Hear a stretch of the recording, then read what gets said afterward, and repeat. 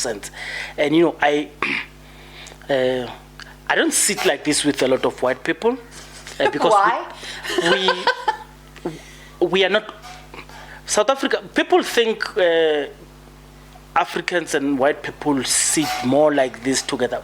Honestly, we don't, because whatever got us into that meeting, we'll talk about that meeting and end, because it will not be a fair conversation. So we don't get enough chance to ask white people to say, please explain to me who's an African person, as a white person. Why do you hate Julius Malema? And it's unfortunate you don't hate Julius Malema. Sorry. And you're not going to give me that because if you ask a white person, a South African white person, those who are on the podcast, please tell me, because I do know there are white people who watch my content. Why do you hate EFF? I still don't understand. And I'm being honest, and I'm not being sarcastic and stuff. I don't understand why white people hate Julius Malema. And because I don't understand, I'm always assuming. And I'm assuming you hate it because it talks about black pride and it talks about sharing of the resources of Africa. And until you don't tell me why you hate him, this is the reason I assume white people hate Julius Malema and EFF, because they are demanding equal share. Because he hasn't done anything to white people. No, he hasn't. He hasn't done anything to white people. No. Yet.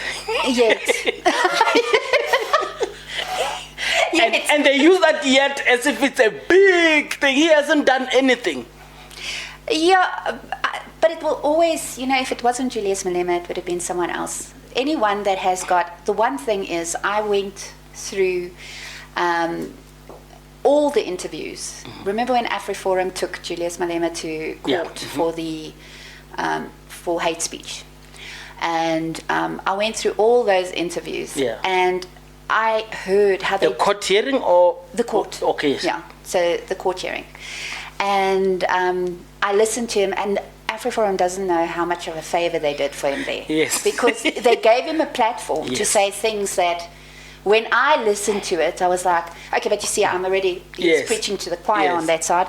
But if people heard that message, that where he's already tired, so he's not posturing or anything like that, and heard that message, it spoke to the heart. It was very clear. There was nothing violent or.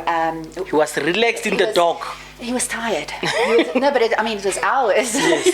So it was a very clear message. Not that I've ever found the EFF violent. I mean, the reaction to see a big group of black people together is a programmed reaction. Remember all the outcry after the anniversary, the EFF's anniversary? Yes, on the stage. It was like everyone was having a meltdown about, go to a soccer match. Get out of your little... Yes. But it was like, all these black people in one place singing. Yeah. Chanting, not even singing, chanting. Yes. So I don't think white people really know, but he has been the identified enemy. And he will represent the scary thing that communism did for us previously, and it's being drummed into people. So I'm going to ask you, what is your perspective on what solidarity is? When I say solidarity, it means like I'm talking about an English word. Let me say solidarity, union. What's your perspective on it? On the movement, or are you talking about are you talking about the union? Is it a union? Okay, so there's people confuse the two. Okay, so solidarity is a movement, and then it's got little companies underneath it. AfriForum, Solidariteit Union. Okay. A whole lot of them are underneath that. So I think it's close to 20-something organizations under this umbrella of solidarity. Yes. So the movement is called the Solidariteit Beweging, Solidarity Movement. And it has been quietly, branching out, getting involved in, for instance, City of Tshwane with AfriForum. Yeah. So it branches out and it starts, and it's in security. And, AfriForum's major flagship project is farm attacks. And that is what solidarity is. They're And into for me, borders control. yes. They go and patrol at the borders. Yeah, they go and do that, and they've got their own schools. They've got, so still keeping it white, keeping it Afrikaans. Let's just say it's just for Afrikaans people. But yeah, I had a friend a while ago that used to work at Solidariteit Union. Okay. And when a black person wanted to join the union, they would just lose the membership. They can't reject you. They'd lose it because they were seen as high-risk members. They called them high-risk black people. So really, and they've got 500,000 members in all their little organizations. Okay, so altogether 500,000, and we're talking about paying members. And then you must remember those people are family. Yes. So this solidarity movement, it reminds me a lot of the old Broederbond. Yeah. But except it doesn't have governmental power, but technically it does if you own the resources. So because that's exactly where I want us, after discussing this, to go on the great things that the Afrikaners have done, that the ANC and those who support this new dispensation can do, but are afraid, or they are afraid to betray their original funders. I want us to talk about that. Yeah. So I'm struggling with Afrikaans words. let's start with they call it Bosberaad.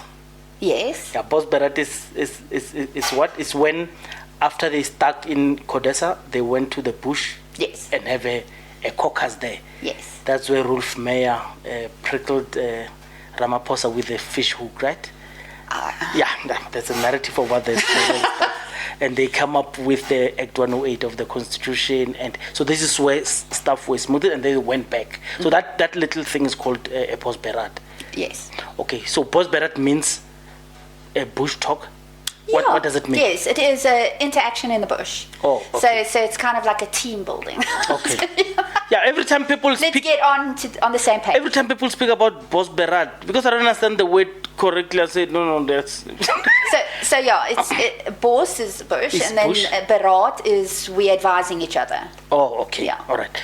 And so let's talk about the Afrikaner Broederbond. What is that? What that other word?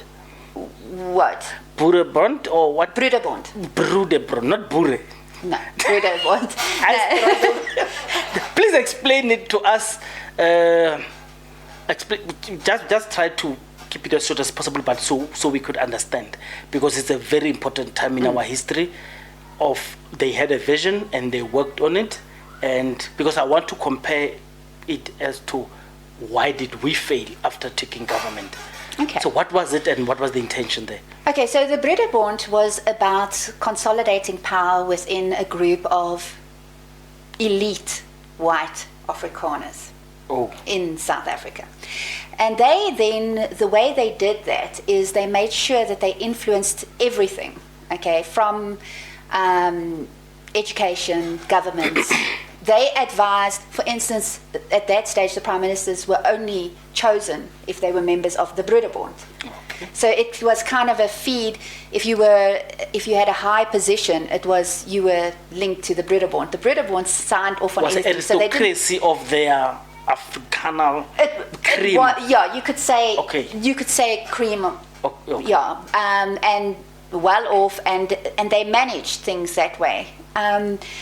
Is that they put people in strategic places, and if you criticized the Broederbond, they would be able to make sure life was very difficult, because they also were in control of all state staff, newspapers, media, things like that. And that is what it did. It shaped and influenced the apartheid policies, for instance. Was the Broederbond. Yeah. Okay. And what I wanted to say is, you must remember there was room for that, because white Afrikaans people at that stage were not educated. Okay. So the few that were educated, and they then they were the cream of the crop and looked up to and, worshipped in a way. Okay. and with that they amassed this wealth. But because Afrikaners were few, should I say Afrikaners or should I say white, it was easy for this thing to go into their programs where after conscription, when they come back and then they are given apprentices. So because I want to compare their successes with the failure of the ANC. Is it because they were few and we are in millions, or why were they successful, or they had international protection and we do not have?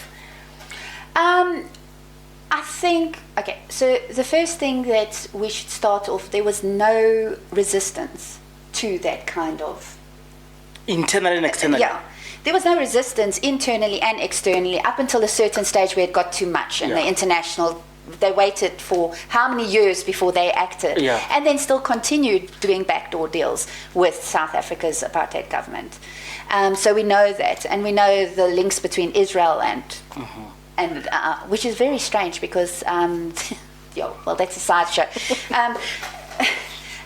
Because, I mean, the members of the Broederbond were like also big fans of the Germany during Nazi.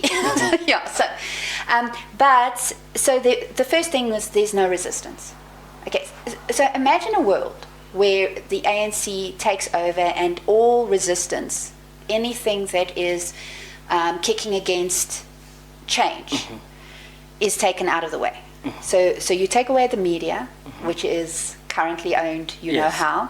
You take away all these little think tanks. You take away all those other political parties that are not looking after African interests. And imagine that world. Okay. Do you think they would have been able to do more? With less obstacles? Of course, they would do more. That's why I say democracy is it's a fallacy that would never ever work because it's funded by capitalism. You can't achieve anything in democratic states, and this is where you need a benevolent dictator. But I do understand I live in a democracy and I have to live with it, but I'm not a fan of democracy because I don't think it's a very impractical thing to advance people's liberation, as it were. I also don't think capitalism works in Africa, and that's my view. No, because again, all that will happen is you'll have, it's the crab in the bucket